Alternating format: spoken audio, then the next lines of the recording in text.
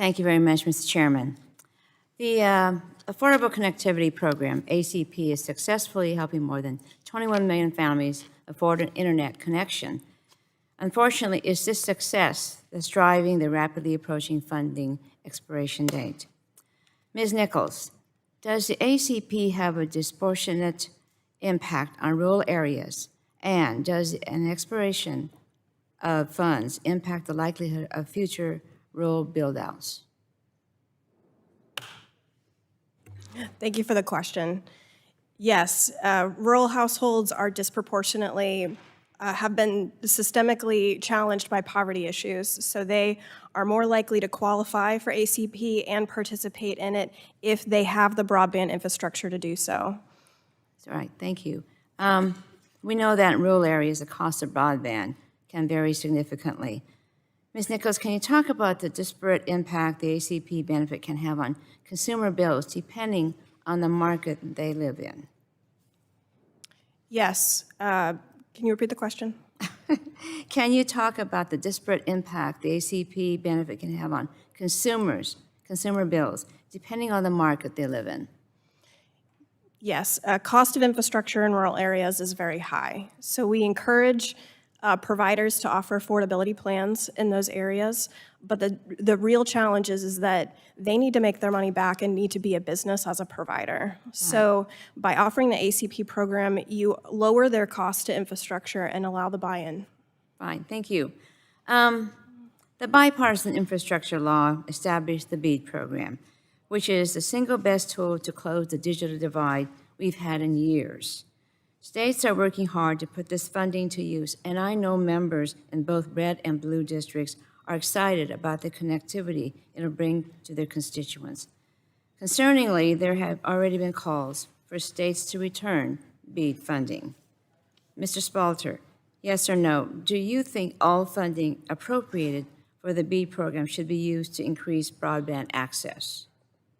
Great. Absolutely, yes. Wonderful. Mr. Spalter, do you have concerns that if states are pressured to give up broadband funding for other causes like paying down the national debt, we could leave households unconnected? We unquestionably will leave households unconnected if we do so. Okay, thank you very much. The Sacramento region is home to some of the most pioneering science and food systems innovation. We're strengthening the pipeline from the laboratory to the field and working on developments that will actually make a difference for farmers and consumers. The AI Institute for Food Systems at UC Davis is developing inexpensive wireless sensors to help farmers measure nitrate, potassium, and moisture levels in the field. Ms. Nichols, given Asheville's rich history in agriculture, do you believe connectivity on cropland will help the region's family farms better compete with larger players over the next few decades? Just a yes or no. Yes. Okay. Ms. Nichols, can you discuss the relationship between connectivity on farms and the ability of rural areas to attract younger talent? Yes, advances in technology will help appeal to a younger audience. With the aging ag community, this is a critical component. All right, thank you. I introduced the Digital Equity Foundation Act to ensure access, affordability, and adoption efforts receive the investments they need to succeed. While we've made progress, adoption gaps remain based on factors such as age, income, and education that need to be addressed. Ms. Nichols, do you believe adoption efforts should be a pillar of connectivity policy alongside access and affordability? Yes. Okay, can you talk about the relationship between adoption rates and broadband providers' ability to serve a market? Adoption encourages infrastructure. That's good.